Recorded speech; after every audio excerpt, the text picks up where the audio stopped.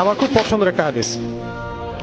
আল্লাহর কাছে দোয়া করে আল্লাহ পাক যেন আমাকে এবং আপনাদের সবাইকে হাদিসটার উপর আমল করার তৌফিক দান করেন এবং এই হাদিসটা প্রচার করার তৌফিক দান করেন। সহিহ মুসলিমের 9 নম্বর হাদিস আর মিশকাতুল মাসাবিহ যে বইটা আছে এই বইটার 2 নম্বর হাদিস। হাদিসটার নাম হচ্ছে হাদিসে জিবরিল।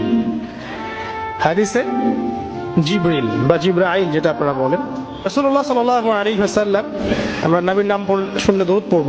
তিনি একদিন মসজিদে ঠিক এভাবে বসেছিলেন আর তার আশপাশে সাহাবায়ে কেরাম রাদিয়াল্লাহু আনহু এভাবে ঘিরে ধরেছিলেন।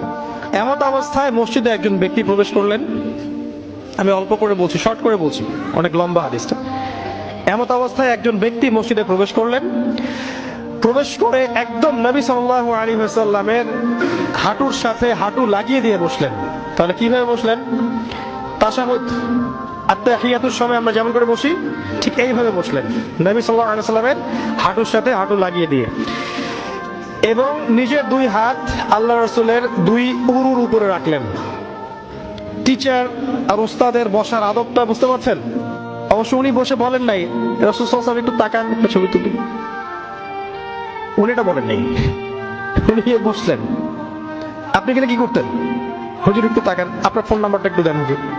এবার তাকে প্রশ্ন করছেন, ওই ব্যক্তি রাসূলুল্লাহ সাল্লাল্লাহু আলাইহি ওয়াসাল্লামকে প্রশ্ন করছেন, ইয়া মুহাম্মদ, বলছেন ইয়া মুহাম্মদ, হে মুহাম্মদ সাল্লাল্লাহু আলাইহি ওয়াসাল্লাম, আখবিরনি আনিল ইসলাম, আখবিরনি আনিল ইসলাম, আমাকে ইসলাম সম্পর্কে বলুন।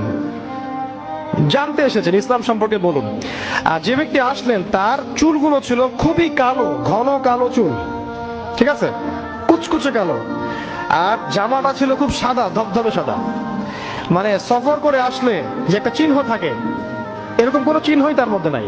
মনে হলো আকাশ থেকে টুক করে পড়ছে। এরকম খুবই সুদর্শন, খুবই সুদর্শন দেখতে। নবী সাল্লাল্লাহু আলাইহি ওয়াসাল্লাম বলছেন, উত্তর দিচ্ছেন যে আল ইসলাম, ইসলাম হচ্ছে, ইসলাম ধর্মটা হচ্ছে ইসলাম ধর্মটা হচ্ছে আন তাশহাদা আল্লা ইলাহা ইল্লাল্লাহ ওয়া আন্না মুহাম্মাদান আবদুহু ওয়া রাসূলুহু।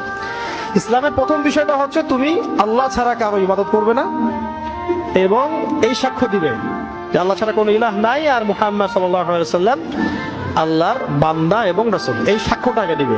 মানে কি? মানে হচ্ছে তুমি আল্লাহর সাথে শিরক করতে পারবে না, আল্লাহ তাওহীদের উপর থাকতে হবে আর রাসূলুল্লাহ সাল্লাল্লাহু আলাইহি ওয়াসাল্লামের সুন্নাহর উপরে থাকতে হবে। এই হচ্ছে লা ইলাহা ইল্লাল্লাহ মুহাম্মাদুর রাসূলুল্লাহ সংক্ষিপ্ত কথা।